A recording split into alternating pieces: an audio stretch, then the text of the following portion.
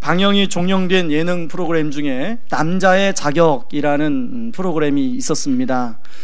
한 번은 남자의 자격이라는 프로그램에서 그 개그맨 김국진 씨가 나와서 그 강연을 하는 그 내용을 제가 본 적이 있습니다. 그 강연 주제가 롤러코스터 같은 인생길이라는 주제로 강연을 했는데, 그 김국진 씨가 자기 인생 경험을 돌이켜서 자기가 인생을 살아보니까 인생이 이 오르막길도 있고 또 내리막길도 있고 또 오르막길도 있고 내리막길도 있고 종잡을 수 없는 것이 인생길이라는 것입니다. 여러분, 그 놀이기구 타러 가면, 놀이공원에 가면 그 롤러코스터가 있지 않습니까? 그 롤러코스터를 몇 번 타보신 분들은 그 어느 시점에서 오르막이고 어느 시점에서 내리막길인지 대충 짐작합니다. 그래서 이제 내리막길 정도 이렇게 된다 싶으면 마음속에 마음의 준비를 합니다. 그런데요, 문제는 인생길은 어느 시점이 오르막길이고 어느 시점이 내리막길인지 종처럼 종잡을 수 없다는 거예요. 여러분, 예측을 하면 대비라도 하겠는데 도저히 예측을 할 수 없는 것이 우리 인생길이라는 것입니다. 여러분, 지난 주만에도 그렇습니다. 제가 화요일날 아침에 문자를 하나 받았는데요, 그 후배에게서 온 문자예요. 갑자기 어머니가 소천하셨는데 지금 경황이 없어서 어떻게 할지를 모르겠는데 어떻게 하면 좋겠느냐는 거예요. 그래서 이제 점심 때 시간이 내서 점심시간을 통해서 조문을 갔습니다. 그랬더니요, 어머니께서 지병이 좀 있으시긴 있으셨지만 그렇게 일찍 소천하실 거라고는 누구도 생각을 못한 거예요. 아버님과 어머님이 주무시다가 어머님이 그런 소천하신 거예요. 그러니까 이 막내 입장에서 얼마나 그 경황이 없겠습니까? 여러분, 이 후배만 이런 예기치 않은 일을 당하겠습니까? 여러분, 우리 인생길에도 그 예기치 않은 일을 당할 때가 종종 있지 않습니까? 여러분, 우리가 지난주 살펴봤던 아브람, 창세기 12장 후반부에 보면 이제 하나님의 인도를 따라 약속의 땅 가나안 땅에 왔어요. 그래서 아브라함이 기대했던 것은 이제 하나님께서 그 약속의 땅 가나안 땅에서 하나님이 순적하게 자신의 삶을 인도해 주실 것이다 라고 믿었는데, 때 아닌 기근을 만나지 않았습니까? 때 아닌 기근을 만나서 아브라함이 이제 애굽으로 피해 갑니다. 결국은 애굽에 가서 자기 아내 사례 때문에 거짓말을 하고 그 거짓말이 들통이 나서 그 바로 왕과 신하들 앞에서 참 부끄러운 일을 당하는 내용을 우리가 지난주에 함께 나누지 않았겠습니까? 그러고 이제 깨닫고 가나안 땅으로 다시 돌아오는 내용이 오늘 본문의 내용이에요. 그래서 오늘 그 본문 창세기 13장 1절 3절에 보면 가나안 땅에 돌아와서 처음 자신이 제단을 쌓았던 곳 베델과 아이 사이에 와서 여호와의 이름을 불렀더라, 이렇게 성경은 기록하고 있습니다. 저는 여호와의 이름을 불렀다는 이 내용을 보면서 아브라함이 여호와의 이름을 부르면서 무슨 기도를 했을까? 혼자 상상을 해봤습니다. 대충 3가지 정도 기도의 내용이지 않을까. 하나는 자기가 애굽으로 내려가서 거짓말을 한 것 때문에 그 자기 아내 사례를 누이라고 속이고 온갖 창피를 당한 그런 삶에 대해서 회개하는 기도를 하지 않았을까? 2번째 기도는 그럼에도 불구하고 하나님이 자기를 애굽 왕 바로로부터 보호해 주시고 다시금 가나안 땅으로 인도해 주신 감사하는 기도를 하지 않았을까? 그리고 또 하나는 이제 이 가나안 땅에 여전히 기근이 남아있는데 이 가나안 땅에서 하나님 잘 인도하여 주시옵소서, 인도해달라는 기도를 하지 않았을까 생각해 보았습니다. 여러분, 그런 기도 하지 않았겠어요? 여러분도 아마 지금 아브라함의 입장이라면 그런 3가지 기도를 하셨을 거라고 생각합니다. 그런데요, 그런 기도가 끝나고 여호와의 이름을 부르고 그 다음에 아브라함이 기대한 바는 이제 그 가나안 땅에서 그 기도대로 하나님이 인도해 주시기를 당연히 바랬을 텐데 어떤 내용이 오늘 본문에 나오냐면 생각지도 못했던 전혀 다른 곳에서 또 어려움이 발생하고 있습니다. 바로 아브람과 롯의 소유 땅이 비좁아서 아브람의 목자와 롯의 목자 사이에 다툼이 일어나는 내용이 나오고 있어요. 그게 17절입니다. 그러므로 아브라함의 가축의 목자와 롯의 가축의 목자가 서로 다투고 또 가나안 사람과 브릿 사람도 그 땅에 거주하였더라. 사실 목자들 사이의 갈등이라고만 하기에는 문제가 좀 더 커졌습니다. 그래서 이 갈등이 아브람과 롯의 갈등으로 확대된 것 같아요. 사실 아브람 입장에서 기근이라는 그런 어려움을 경험했기 때문에 또 어려움이 있으면 그런 어려움이 있겠지라고 생각했는데, 이 기근과는 전혀 다른 양상의 어려움이, 기근은 외부로부터 오는 어려움이라면 이 롯과의 갈등은 생각지도 않았던 내부에서 생기는 그런 어려움이라는 거예요. 여러분, 우리의 인생길을 살다 보면 때로는 외부로부터 오는 그런 어려움을 만날 때도 있는가 하면 생각지도 못하게 내 안에, 우리 안에서, 가족들 안에서 생기는 그런 어려움을 만나는 경우가 많이 있지 않습니까? 제가요, 성도님들 만나보면 참 하나님은 공평하신 것 같아요. 고난의 무게가, 성도님 어떤 분은 남편이 너무 훌륭해서 경제적으로 별로 어려움이 없는 그런 분이 계세요. 그런데요, 하나님은 꼭 그런 분들에게 자녀 때문에 또 어려움을 주시더라고요. 그런가 하면 자녀들은 너무나도 아무런 어려움이 없어요. 그런데 남편의 사업이 잘못돼서 또 경제적인 또 어려움을 당하시고, 그런 어려움이 없으면 또 부모님 때문에 오랫동안 그 병수마라는 부모님 봉양하면서 또 그런 고난을 겪으시고, 참 다양한 고난을 골고루 겪으시더라고요. 제가요, 지금도 그 잊어지지 않은 한 분이 있는데요, 이분은요, 한 나이는 저보다 조금 많은 것 같은데 미모는 30대예요. 아시겠죠? 겉으로 보면 하나 어려움이 없는 것 같아요. 그런데요, 그 하나밖에 없는 이제 아들하고 딸이 있는데, 딸은 또 너무나 엄친 딸이에요. 공부도 잘하죠. 예쁘지요. 엄마 말도 잘 듣죠. 그런데요, 하나밖에 없는 아들, 그 아들이 아무런 걱정이 없어요. 근데 그 아들은 자기 머리만 손대면 뒤집어지는 아이예요. 학교에서 그 아이가 중학교를 졸업하고 고등학교를 들어갔는데, 하필이면 그 고등학교가 머리 단속을 유명하게 하는 학교를 들어간 거예요. 가지고 머리를 선생님이 1cm를 잘랐는데 그것 때문에 애가 뒤집어진 거예요. 그래가지고 그때부터 삐딱선을 타기 시작해가지고 얼마나 엄마를 힘들게 했는지 몰라요. 아무런, 그 집에 보면 남편도 훌륭하죠, 자기 딸도 훌륭하죠. 아무런 어려운데 그 아들 때문에 늘 어려움이 있어요. 여러분, 우리의 인생길이 롤러코스터 같은 인생길이라는 것, 생각지도 못한 어려움이 닥치더라는 것입니다. 오늘 아브라함도요, 이러한 위기를 만났는데, 그런데 아브라함은 그런 위기를 지혜롭게 풀어가고 있더라는 것입니다.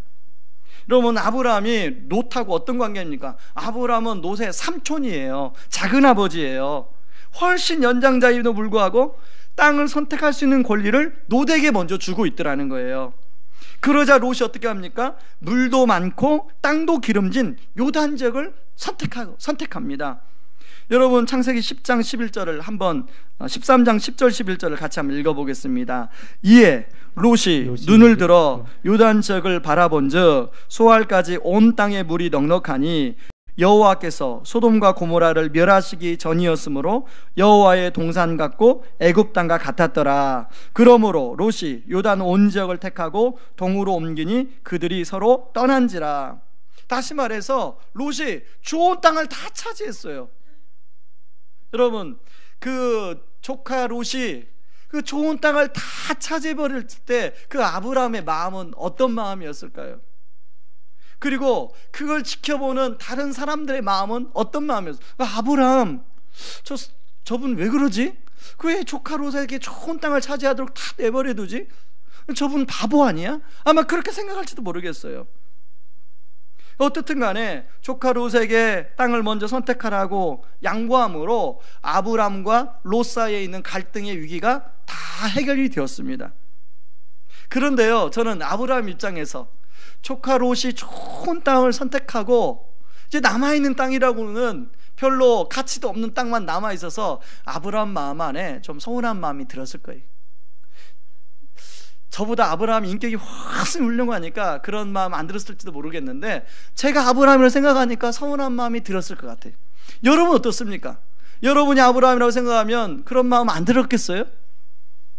한 분만 고개를 끄덕하시는데 그분만 인격이 조금 그렇고 다른 분은 다 훌륭하신, 저하고 똑같아요, 인격이.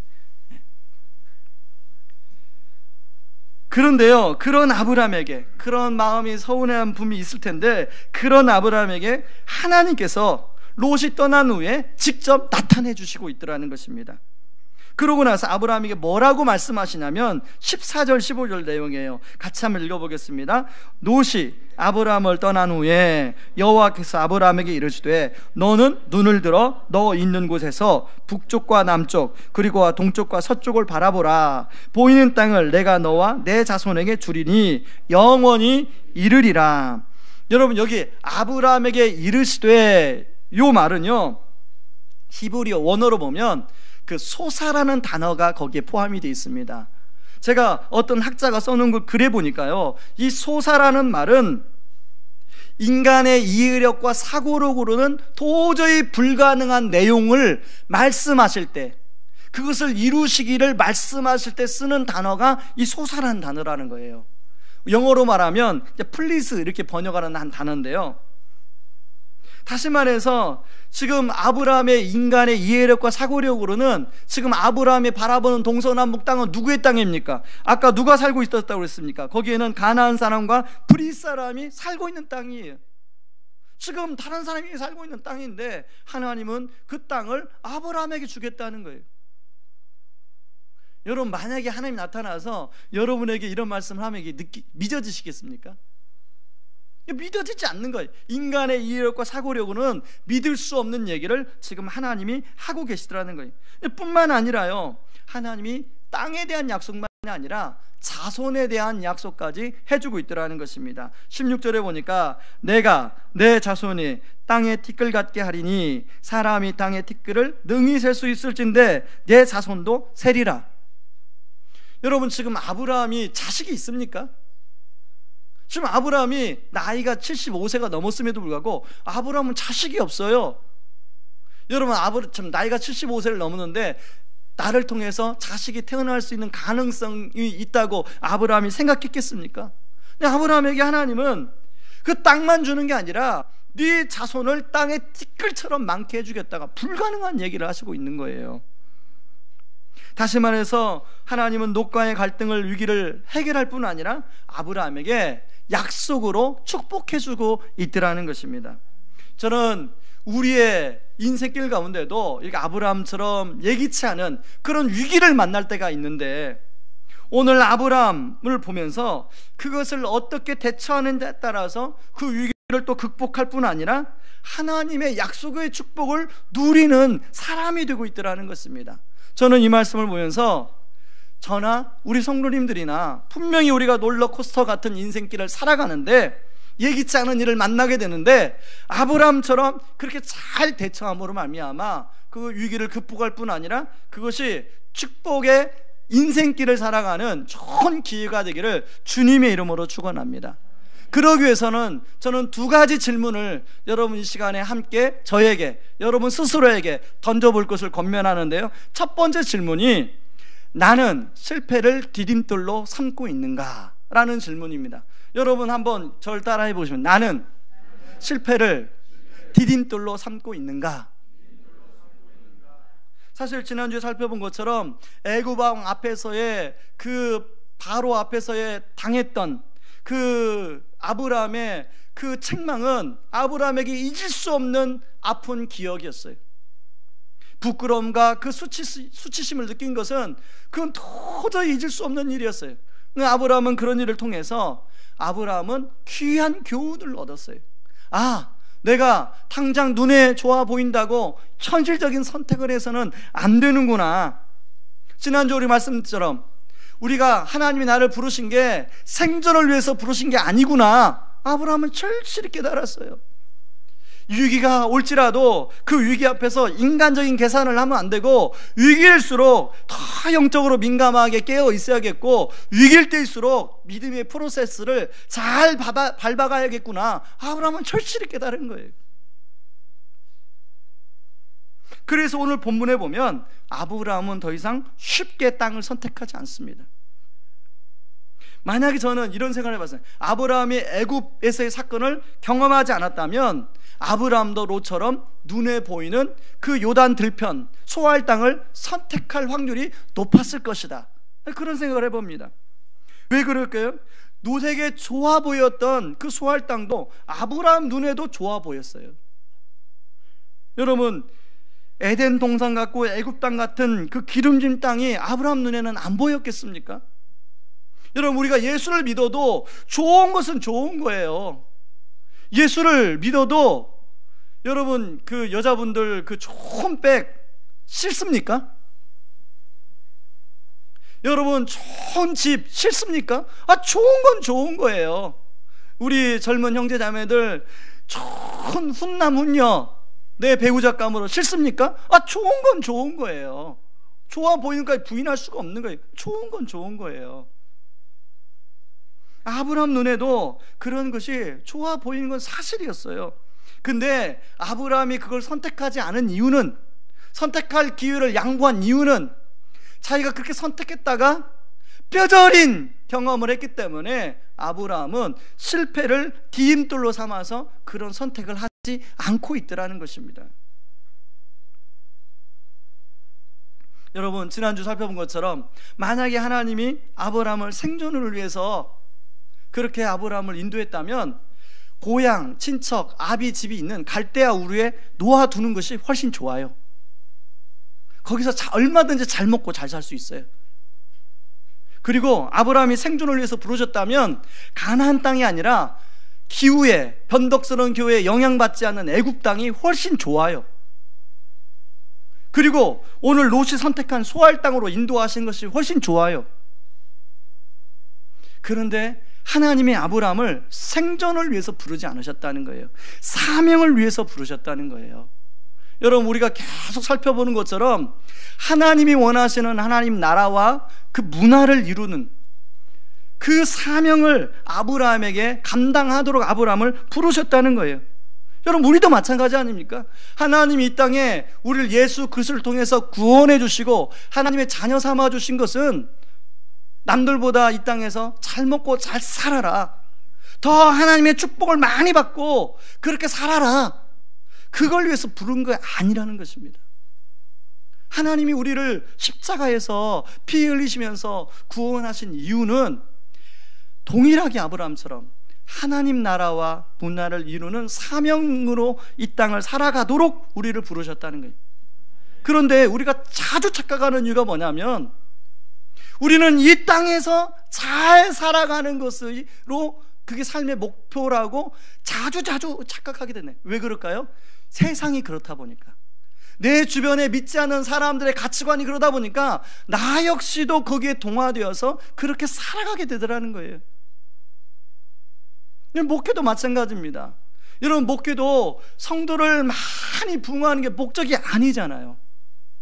목적이 아니라는 걸 아는데도 저 역시도 세상 가치관에 휩싸이다 보면 그렇게 해야만, 방법과 수단을 가리지 않고 그렇게 해야만이 될 것 같은 그런 가치관에 눌릴 때가 있더라는 것입니다. 그러나요, 아브라함은 실패를 통해서 그것이 잘못됐다는 것을 뼈저리게 느꼈어요. 반면에 여러분, 롯은 누구보다도 가까이서 아브라함의 실패를 지켜본 사람입니다. 아브라함이 왜 그 수많은 사람 앞에서 그런 모욕과 창피를 당해야 됐나, 그걸 롯은 옆에서 지켜봤어요. 그러나 아브람, 자신의 삼촌이자 작은아버지 아브라함이 그 배웠던 실패를 통한 교훈을 롯이 자기 것으로 삼지 못했다는 거예요. 그래서 롯은 아브라함이 앞에서 했던 실수를 반복하고 있습니다. 땅을 먼저 선택하라는 아브라함의 말을 듣고 아브라함이 앞에서 했던 것, 현실적인 조건만을 보고 선택하고 있더라는 것입니다. 그래서 인간적인 생각대로 당장 살기에 좋은 곳을 선택하고 있어요. 여러분, 롯은 그 땅을 선택하고 참 너무 좋아했을 것 같아요. 이제 자신의 인생의 문제가 어느 정도 보장이 되겠다, 미래가 보장이 될 수 있겠다라고 생각했을 것 같아요. 그런데요, 롯이 붙들었던 것이 있는가 하면, 롯이 보았던 것이 있는가 하면 롯이 놓쳤던 게 있고 보지 못했던 게 있다는 거예요. 롯이 붙들고 보았던 것은 온 땅에 물이 넉넉하고 그 땅이 여호와의 동산 같고 애굽 땅과 같은 것을 보고 붙들었는데, 오늘 12절에 어떻게 나옵니까? 같이 한번 읽어봅니다. 아브라함은 가나안 땅에 거주하였고 롯은 그 지역의 도시들에 머무르며 그 장막을 옮겨 소돔까지 이르렀더라. 소돔 사람은 여호와 앞에 악하며 큰 죄인이었더라. 소돔 사람들이 여호와 앞에 악하며 큰 죄인이었다는 사실은 롯은 보지 못하고 붙들지 못했다는 거예요. 여러분, 사실 저나 여러분이나 우리가 롯과 아브라함 있을 때 롯의 성향에 훨씬 가까운 사람들 아닙니까? 롯처럼 우리는 눈에 보이는 당장 훨씬 나에게 인간적으로 현실적으로 좋아 보이는 것을 선택하는 성향을 가지고 있어요. 거기에 사는 사람들이 약한지 하나님이 그곳을 가지 말라고 하는 곳인지 전혀 거기에는 별로 관심이 없어요.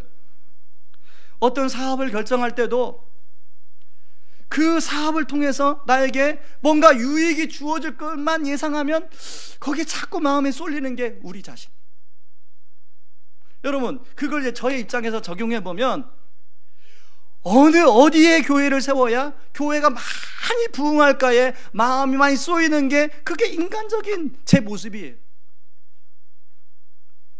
하나님의 뜻, 하나님의 인도하심에 대해서는 우리 별로 생각 못해요.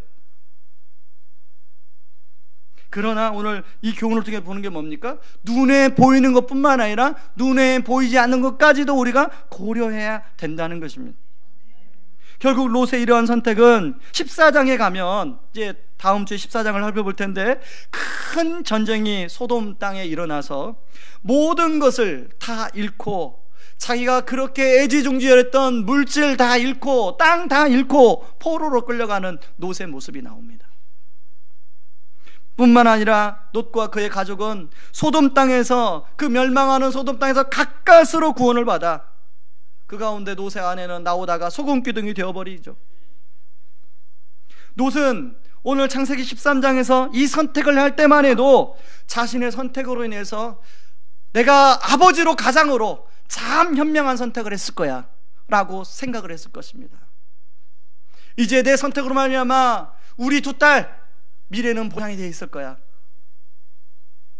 이런 창세기 14장, 15장, 16장 쭉 나가면서 자기 가족들에게 미칠 그런 일에 대해서는 롯은 한 번도 생각하지 못했다는 것입니다. 사실 우리는 아브라함보다 아까 말한 것처럼 롯의 성향을 많이 가지고 있지 않습니까? 제가 그래요. 제가 예를 하나 들어보겠습니다. 교회를 제가 이제 개척을 할 때 하나님이 저에게, 하나님 제가 어떤 교회를 개척하면 좋겠습니까? 그렇게 물었을 때 하나님이 저에게 주신 약속이 뭐냐면, 그래, 정말로 사회적인 그런 교회를 좀 했으면 좋겠다. 공간도 세상과 함께 공유하는 그런 공간에서 목회를 했으면 좋겠다. 그런 마음을 제안해 주셨어요. 그리고 그런 마음을 가지고 이제 한 1년 동안을 놓고 기도하면서 그런 곳을 찾아다녔어요. 그러다가 10월 말에 그런 곳이라고 생각했던 곳에서 응답이 아니라고 연락을 받고, 이제 아닌가 보다. 그러고 이제 그 상가를 이제 알아보고 있는 그런 찰나에 11월 말에 이 학교의 이사장님이 허락을 해주신 거예요. 제가 기도할 때만 해도요, 하나님, 그곳이 어떤 곳이든 간에 하나님이 인도하시라는 확신과 사인이 있으면 제가 그곳에 가겠습니다. 그렇게 기도했거든요. 그런데 막상 이곳을 허락을 해주시고 나서 이제 제가 아는 지인들한테 이곳이 허락됐다라고 이야기를 했더니 저는 이쪽 지역을 잘 몰라요. 어떤 지역인지. 그런데 제 지인들 중에 이쪽 지역을 잘 아는 분들이 저한테 코멘트를 해주는 거예요. 목사님, 거기는 교회 개척할 장소가 아니에요. 거기는 교회 개척하면 안 되는 장소예요.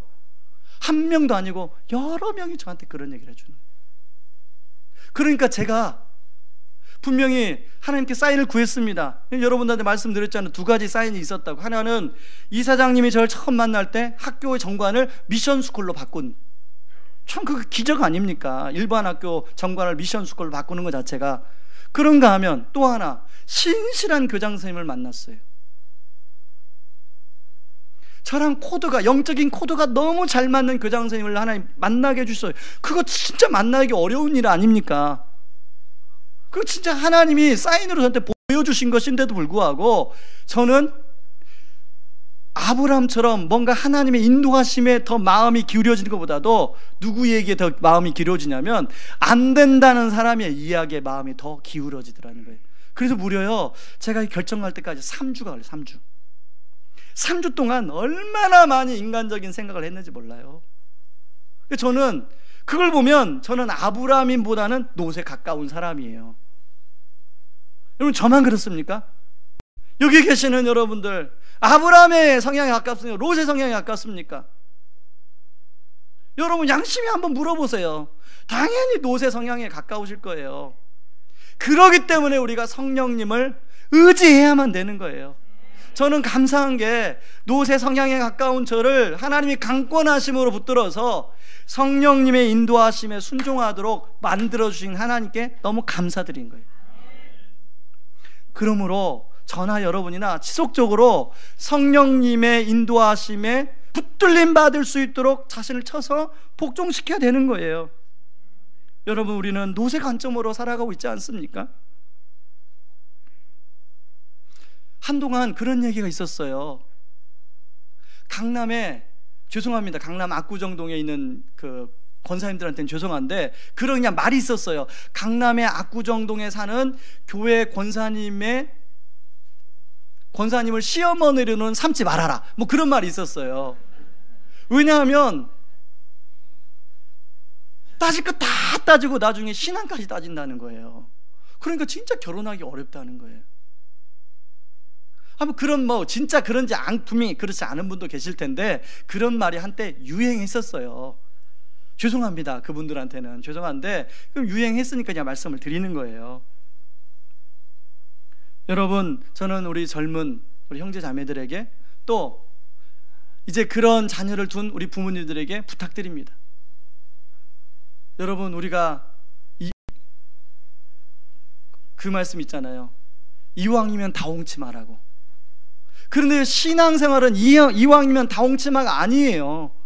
이왕이면 좋은 조건의 사람을 만나서 행복하게 살았으면 좋겠다. 이게 부모의 마음이죠. 저도 그래요.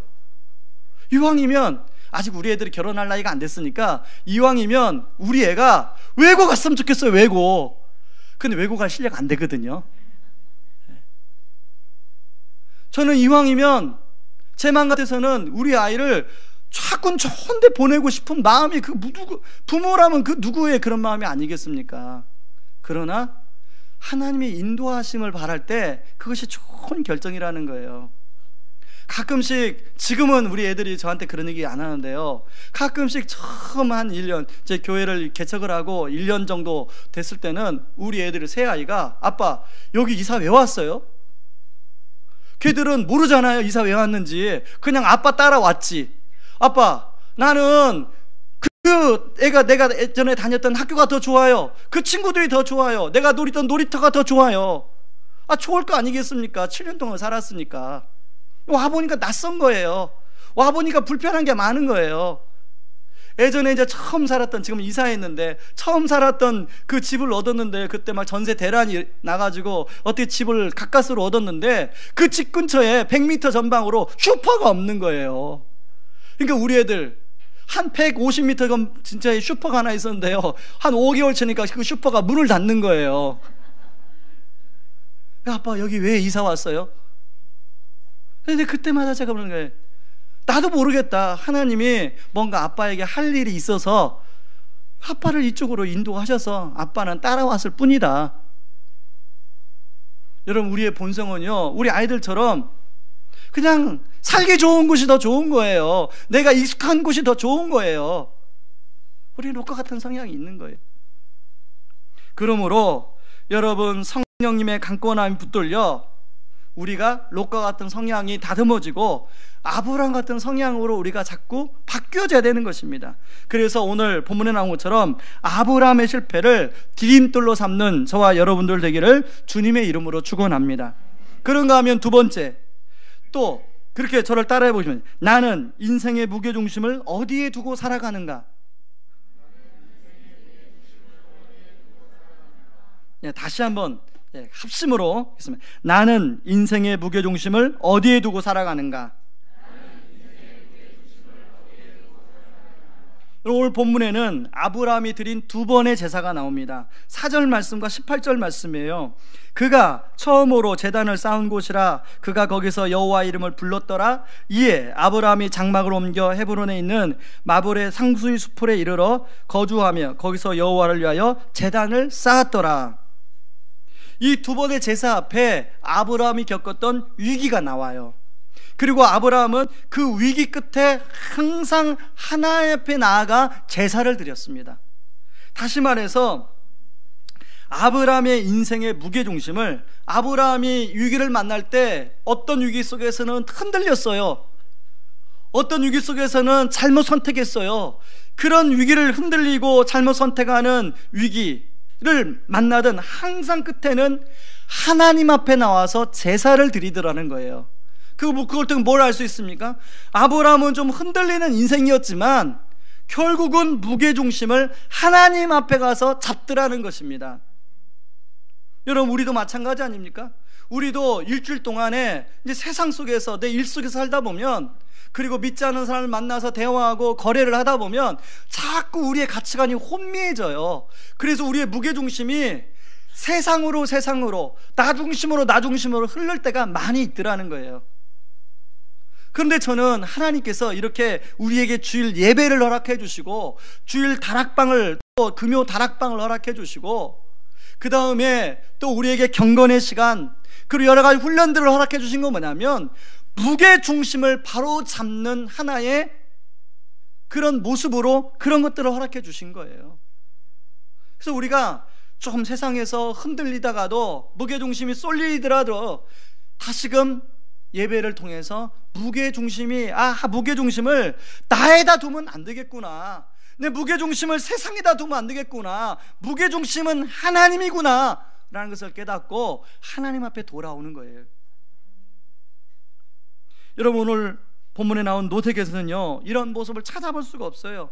갈대아 우를 떠날 때 하나님이 아브라함에게 말씀하지 않았습니까? 그리고 아브라함은 그 말씀을 잘 기억했을 거예요. 그리고 그 말을 자기 옆에 있는 노덱의 조카 롯에게 계속 이야기했을 거예요.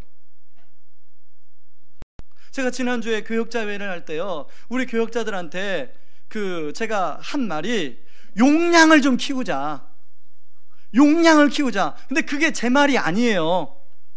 제가 저의 영적인 스승한테 계속 들었던 말이에요. 니네 좀 용량을 좀 키워라. 위의 용량만 키우지 말고 영적인 용량을 좀 키워라. 맨날 들었던 얘기예요. 그 얘기를 우리 교역자들하고 나눈 거예요. 아마 아브라함도 그랬을 거예요. 롯에게 하나님으로부터 들었던, 우리가 갈대아 우를 떠나서 지금 가나안 땅으로 가는 이유가 뭐냐? 하나님이 나에게 가라고 하셨다. 거기에 가면 하나님의 약속을 믿고 가는 것이다. 너에게도 나 따라가면 하나님이 너에게 주는 축복이 있을 것이다.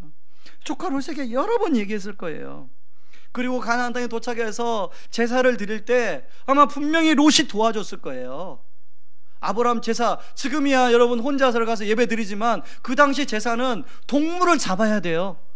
여러분 혹 닭 잡을 줄 아세요? 저 닭 못 잡아요. 저 생선도 못 잡습니다. 배 따는 거 힘들어요. 무서워요. 여러분, 그 당시에 동물을 잡아서 제사를 드리는데 그거 혼자 못합니다. 롯이 도와줬을 거예요. 그런데요, 롯은 무게중심이 하나님께 있지 않았어요. 여러분, 무게중심이 어디에 있는가를 알려면 그 사람이 어떤 선택을 할 때 그 선택의 기준이 어디에 있는가 보면 알 수 있어요. 그런데요, 롯은 선택을 할 때 그 무게중심이 자기에게 좋아 보이는 것을 선택했어요. 그러니까 무게중심이 어디에 있어요? 자기에게 있는 거죠. 여러분, 롯의 인생과 아브라함의 인생에 무게중심이 자신에게 있는 사람과 무게중심이 하나님께 있는 사람의 인생의 결과를 하나님이 어떻게 인도하는지 성경에 잘 나와 있는데요, 창세기 13장 10절과 14절을 읽어보겠습니다. 같이 읽어봅니다. 이에 롯이 눈을 들어 유단 지역을 바라본즉 소알까지 온 땅에 물이 넉넉 기록하니 여호와께서 소돔과 고모라를 멸하시기 전이었으므로 여호와의 동산 같고 애굽 땅과 같았더라. 롯이 아브라함을 떠난 후에 여호와께서 아브라함에게 이르시되 너는 눈을 들어 너 있는 곳에서 북쪽과 남쪽 그리고 동쪽과 서쪽을 바라보라. 여기 보면 눈을 들어 바라보라 라는 말이 2번 나와요. 자, 그런데 롯은 눈을 들어 바라보았어요.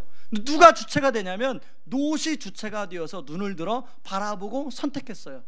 그런가 하면 이 아브라함은 주체가 아브라함이 아니라 하나님이 바라보라고 했을 때 눈을 들어 바라보았어요.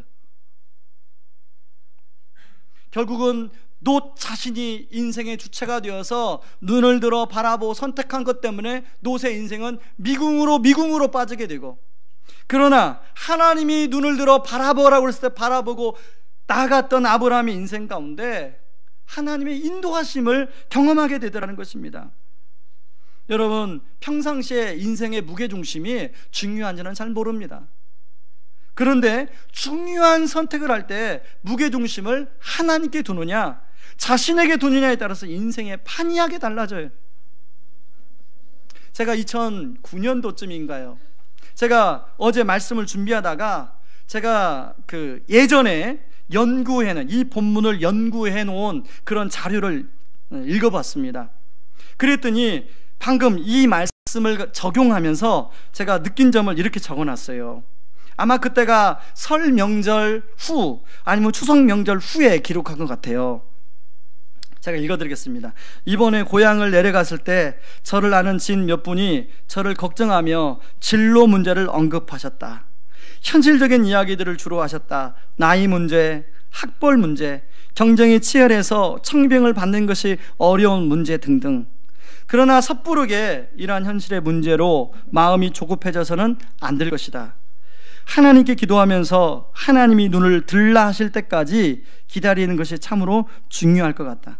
구체적으로 기도하면서 하나님이 주신 본질적인 마음을 잘 가다듬으며 하나님의 뜻을 기다리다 보면 분명 하나님은 선하게 인도하시리라 믿는다. 그리고 적용을 이렇게 했어요. 진로를 위해 매일 저녁에 기도하자. 피곤하다고 빼먹지 말자.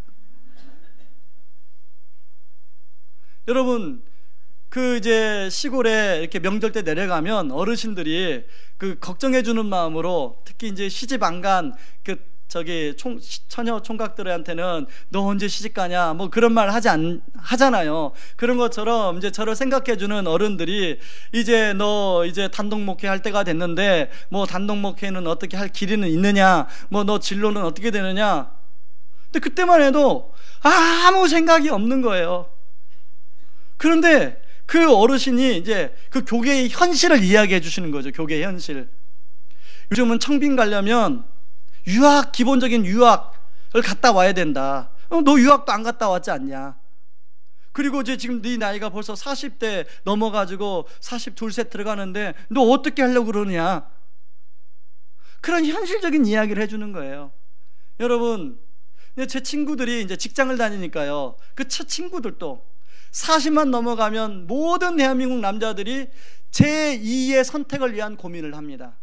자기 일을 어떻게 이제 앞으로 할 것인가, 계속 지금 있는 직장을 다니는데 과연 비전이 있나 없나, 그리고 이제 지금 비전이 없으니까 지금 상황에서 내가 다른 일을 하는 게 어떻게 해야 되는가, 어떤 일을 해야 되는가, 그런 고민을 하게 돼요. 근데 그 직장인들만 그런 고민하는 게 아니라 목회자들도 똑같습니다. 40 넘어가면, 이제 40 하나 둘 넘어가면 그런 고민을 하게 돼요. 그러니까 이제 저를 생각해주는 지인이 그런 얘기 해주신 거죠. 근데 그런 얘기 들을 때마다 마음이 어떠냐면요, 제 마음은 불안해요. 왜? 아무런 보장이 없으니까. 그런데요, 하나님께서, 제가 이제 그러고 나서 이 말씀을 이제 연구하고 묵상을 이렇게 하지 않았습니까? 그런데요, 2009년 10월 말에 하나님께서 이찬수 목사님을 통해서 전혀 계획도 없고 한 번도 생각해 보지 않았고 한 번도 들어보지 않았던 교회 개척을 하라고 말씀해 주시는 거예요. 이걸 통해서 저는 어떻게 들었냐면, 하나님이 저에게 눈을 들어라, 그런 말씀으로 제가 들은 겁니다. 앞에서 말씀드린 것처럼 저는 제가 주체가 되어서 롯처럼 행동하는 성향이 훨씬 다분히 많은 사람이에요. 그래서 어떤 하나님의 뜻보다는 당장 눈에 보이는 것을 이렇게 하고 싶어하는 마음이 훨씬 앞서는 사람이에요. 저만 그래요? 여러분 안 그렇습니까? 그런데 하나님이 저에게 말씀이라는 걸 그때그때 다 주셔가지고 말씀을 통해서 저를 다스려 주시는 거예요. 그게 얼마나 감사한지 몰라요.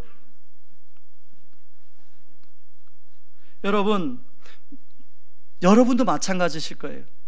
롯처럼 어떤 불안한 상황 속에서 내가 주체가 되어서 뭐를 하고 싶어하는 마음이 훨씬 앞서실 거예요.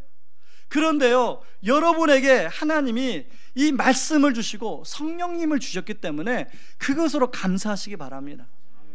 자꾸 내가 주체가 되려고 하는 내 이 마음이 앞서는 것을 하나님이 말씀으로, 성령님으로 그걸 다스려주고 조정해 주시는 거예요. 우리는 그 말씀을 따라, 그 성령님의 인도하심을 따라 나아가는 거예요. 저는 여러분이 이제 수많은 선택과 결정을 또 하시지 않습니까? 그럴 때 여러분이 주체가 되어서 내 마음대로 하지 마시고 오늘 아브라함처럼 하나님이 눈을 들라 하실 때까지 기다릴 줄 아는, 그래서 하나님의 인도하심을 받는 그런 결정, 그런 선택할 수 있기를 주님의 이름으로 축원합니다. 이 시간에 좀 찬양하고 좀 기도하기를 원하는데요, 십자가 그 사랑, 오늘 새벽에 어떤 찬양을 하면 좋을까? 사실 우리 교역자들하고 카톡으로 어제 저녁부터 어떤 찬양을 하면 좋을까 많이 주고받았습니다. 그러다가 우리 교역자들이 여러 찬양을 추천해 주는데 저는 이 찬양이 마음에 와닿더라고요. 말씀을 다 준비하고 났는데 마치 아브라함 마음 같은 느껴졌어요. 아브라함이 십자가 그 사랑 멀리 떠났다가 그 실패를 경험해 보지 않았습니까? 그래서 다시금 처음 제단 쌓은 곳으로 돌아와 그 돌 같은 내 마음을 만져주시는 하나님을 만나지 않았습니까? 저는 오늘 예배가 그런 하나님을 만났던 아브라함처럼 여러분에게도 하나님이 찾아와 주셔서 여러분 돌 같은 여러분의 마음을 만져주시는 은혜가 있기를 바랍니다. 우리 찬양하겠습니다. 십자가 그 사랑 멀리 떠나서. 십자가 그 사랑 멀리 떠나서 무너진 나의 삶 속에, 무너진 나의 삶 속에 잊혀진 주의 은혜, 돌 같은 내 마음, 돌 같은 내 마음 어루만지사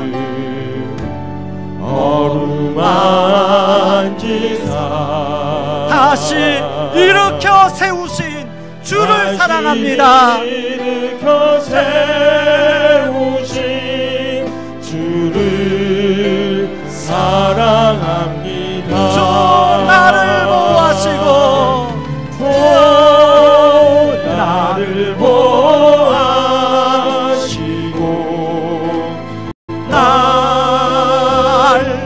붙드시네. 나는 보배롭고 존귀한, 보배롭고 존귀한 주님의 자녀라. 주 옆사람을 향해서 주 너를 보호하시고 널 붙드시니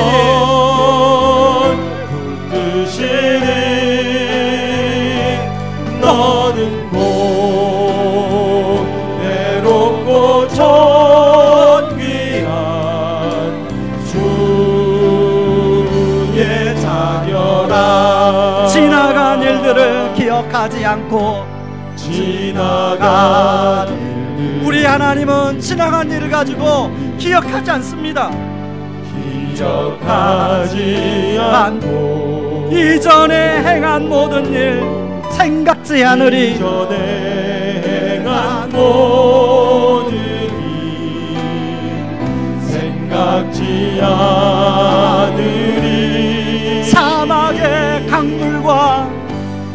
사막의 강물과 길을 내시는 주,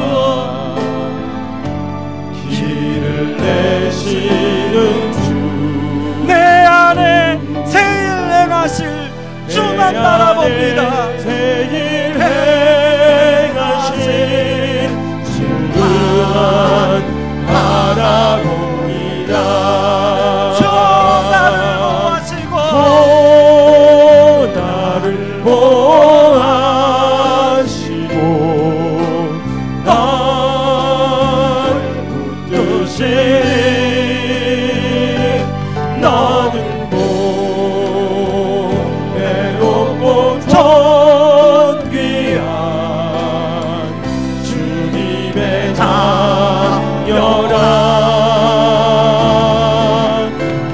역사람을 향해서 너를 보호하시고 널 붙드시니 너는 보배롭고 존귀한 주의 자녀라. 우리 이 시간 한번 기도하기를 원합니다. 우리 주님이 뭐라고 하고 있습니까? 너는 보배롭고 존귀한 주님의 자녀라고 말하고 있지 않습니까? 이 시간에 하나님 아버지, 아브라함이 처음 제단을 쌓았던 곳에 돌아왔을 때 돌같은 아브라함의 마음을 만져주신 하나님께서 나의 마음을 만져주시옵소서. 하나님 아버지, 아브라함처럼 제가 실패의 디딤돌을 삼고 살아가기를 원합니다. 하나님, 제 안에는 녹과 같은 성향이 더 많습니다. 하나님 아버지, 성령님 저를 감고 말씀으로 붙잡아 주셔서 하늘옥과 같은 성향, 그런 선택하지 아니하게 하시고 아브라함의 선택의 길을 갈 수 있게 하여 주시옵소서. 하나님 아버지, 내가 하나님 앞에 무게중심을 두기를 원합니다. 아버지 하나님, 하나님 앞에 자꾸만 세상 속에서 나도 모르게 아버지 세상으로 내 중심으로 무게중심이 쏠리는데 하나님 앞에 무게중심을 다시 한번 가다듬고 아버지 하나님, 나를 정말로 하나님의 축복의 길로 인도하여 주시옵소서. 그런 마음으로 같이 주여 은혜를 주옵소서 한번 외치고 기도하기를 원합니다. 주여 은혜를 주옵소서. 하나님 아버지, 하나님 아버지, 아버지 하나님, 우리가 아버지 하나님, 우리가 이 세상을 어떻게 살아야 될지 하나님 말씀으로 아브라함이 처음 처음 제단을 쌓은 곳으로 돌아와 하나님 앞에 여호와 이름을 불렀을 때 그 아브라함의 돈 같은 마음을 만져주신 하나님, 아버지 오늘 이 예배 자리도 찾아오셔서 아버지 비록 우리가 아버지 하나님 곁길로 나가고 아우르처럼 그렇게 방황하다가 주님 앞으로 왔지만 아버지 우리 돌 같은 마음을 만져주시고 새롭게 하여 주시옵소서. 하나님 아버지, 아브라함에게 아버지 새 힘을 주셔서 아버지 실패를 디딤돌로 삼아 아버지 다시는 그런 선택을 하지 않았던 것처럼 아버지 우리에게도 꽃과 같은 선택하는 것이 아니라 아브라함처럼 실패를 디딤돌로 삼게 하여 주시옵소서. 아버지 우리는 자꾸만 세상으로 아버지 내 자신을 무게중심을 삼을 때가 많이 있습니다. 아버지 그러나 아브라함은 아버지 하나님을 아버지 무게중심으로 삼아 아버지 하나님을 전도할 때까지 아버지 기다렸습니다. 아버지 우리가 내가 주체가 되어서 살아가는 인생이 아니라 아버지 하나님이 나의 주체가 되어서 아버지 눈을 낳을 때까지 기다리고 하나님의 인도하심을 따라가는 인생이 될 수 있도록 하나님 아버지 도와주시옵소서. 아버지 자꾸만 아버지와 같은 모습이 제 안에 많이 있습니다. 아버지 자꾸 제가 주체가 되어서 살아가고 결정하려고 하는 마음이 많이 있습니다. 아버지 하나님 성령님 저를 다스려 주셔서 자꾸만 제가 앞서려하는 이 마음을 다스려 주시옵소서. 다스려 주시옵소서. 그래서 오늘 하나님의 인도하시는 길을 갔던 것처럼 우리도 하나님의 인도하시는 길을 갈 수 있도록 하나님 아버지 도와주시옵소서. 주님의 자녀라. 저 나를 보호하시고 나를 보호하시고 널 붙드시니 너는 보배롭고 존귀한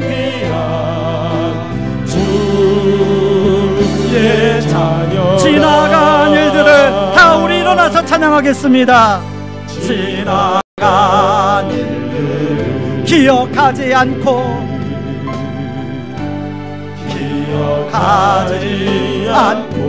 이전에 행한 모든 일 생각지 않으리. 이전에 행한 모든 일 생각지 않으리.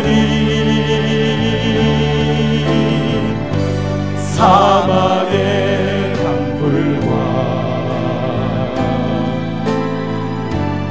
길을 내시는 내 안에 제일 행하신 주만 바라보리라.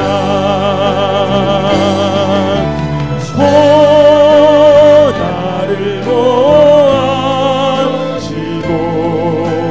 날